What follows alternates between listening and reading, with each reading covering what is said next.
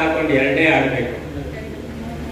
ಗಾದೆನೇ ಇದೆ, ಮಾತು ಆಡಿದ್ರೆ ಹೋಯ್ತು, ಮುದ್ದು ಕೊಡಿದ್ರೆ ಹೋಯ್ತು ಅಂತ. ಅವ್ರು ಹೇಳಿದ್ದಕ್ಕಿಂತ 2 ಮಾತು ಅಂದ್ಬಿಟ್ಟು ನಾನು 4 ಮಾತು ಆಡ್ಬಿಟ್ಟಿದ್ದೆ. ಮುಂದಿನ ವರ್ಷ ಯಾವುದೇ ಕಾರ್ಯಕ್ರಮದಲ್ಲೂ ನನ್ನನ್ನು ನೀವು ನೋಡಕ್ ಸಾಧ್ಯ ಇಲ್ಲ. ಹಂಗಾಗಿ ಮುಂದೇನು ನನ್ನನ್ನ ಕರಿಬೇಕು ಅನ್ನೋ ಆಸೆ ಇಟ್ಕೊಂಡಾದ್ರೂ ನಾನು 2 ಮಾತನ್ನ ಆಡ್ಬೇಕು. ಹಾಗಾಗಿ 2 ಮಾತಾಡ್ತೀನಿ. ಯಾಕಂದ್ರೆ ತಿರ್ಗಾ ಮುಂದೆ ನಾನು ಮಾತಾಡ್ಲೇಬೇಕು, ಯಾರೇ ಬೇಡ ಅಂದ್ರು. ಯಾಕಂದ್ರೆ ನಮ್ಮ ಯೋಗ ಗುರುಗಳು ಯೋಗಾಸನದ ಒಂದು ಡೆಮಾನ್ಸ್ಟ್ರೇಷನ್ ಮಾಡ್ತಾರೆ. ಆ ಡೆಮಾನ್ಸ್ಟ್ರೇಷನ್ ಮಾಡ್ಬೇಕಾದ್ರೆ ಅದಕ್ಕೆ ಧ್ವನಿ ಕೊಡ್ಬೇಕಲ್ಲ, ಅದ್ ನಾನೇ ಮಾಡ್ಬೇಕಿದೆ. ಹಾಗಾಗಿ ಮತ್ತೆ ಅವಕಾಶವಿದೆ. ಇವತ್ತಿನ ಕಾರ್ಯಕ್ರಮ ಆರಂಭವಾಗಬೇಕಾದ್ರೆ ಅತ್ಯಂತ ಸಂತೋಷ ಆಯ್ತು ನನಗೆ.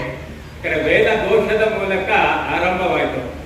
ನಮ್ಮ ಡಿ.ವಿ. ಗುಂಡಪ್ಪನವರು ಅದ್ರ ಬಗ್ಗೆನೇ ಒಂದು ಕಗ್ಗ ಬರೆದಿದ್ದಾರೆ.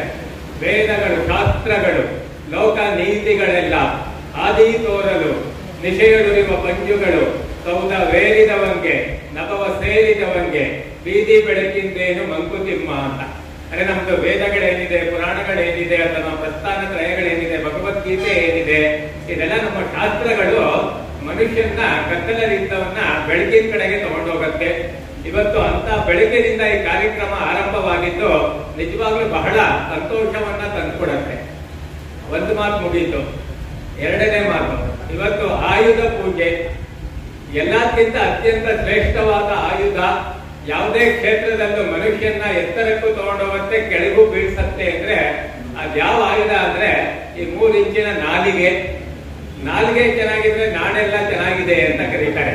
ಹಾಗಾಗಿ ಮನುಷ್ಯ ಈ ಆಯುಧದ ಕಡೆ ತುಂಬಾ ಗಮನ ಕೊಡಬೇಕು. ಅದನ್ನೇ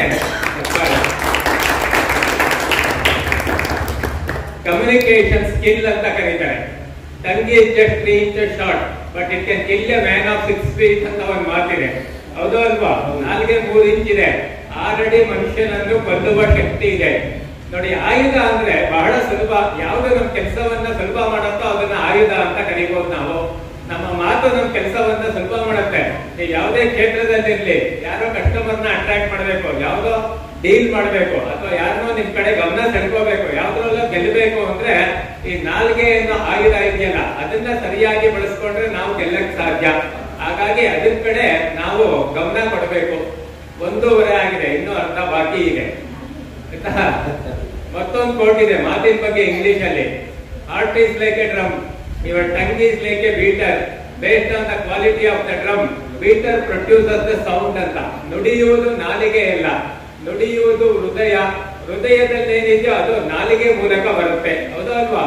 ಹಾಗಾಗಿ ಹೃದಯದ ಗುಣಮಟ್ಟವನ್ನ ಮನುಷ್ಯ ಚೆನ್ನಾಗಿ ಇಟ್ಕೊಂಡ್ರೆ ಮಾತು ತಂತಾನಾಗೆ ಚೆನ್ನಾಗಿ ಹೊರಳುತ್ತೆ.